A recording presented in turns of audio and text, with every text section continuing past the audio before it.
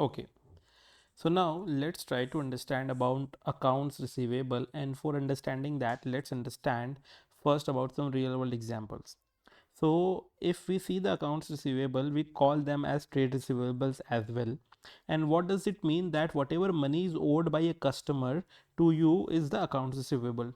For example, the Hertz company is there, which is a rental car company, and for purchasing 100 new Tesla vehicles on credit. So if Hertz has purchased 100 cars from Tesla, so Hertz become debtors for Tesla company, or Tesla company can say that Hertz has a trade receivable for them. So basically it's overall your receivables from another person or another company. Now how do you classify them? You classify them as a current assets. Why do you classify that as current assets? Because you know that generally in business parlance we receive our money within generally 1 year maximum, because nobody gives the credit of more than 1 year. 1 year is also very extended time period, I said, but yeah.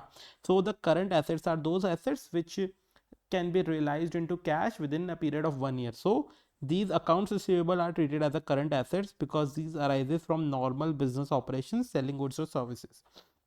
Similarly, there will be cases of non-trade receivables as well, just like an advance salary payment of 5,000 given to a Tesla's engineer, or a refundable tax deposit due from government. So basically, if some person from Tesla company takes the advance from the company of 5,000, so that is also a receivable for a company, right?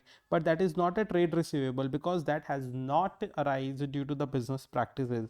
Similarly, if you have given certain money to government which may be refunded to you, so that is also not a trade refundable receivable because that is not arising due to the business practices.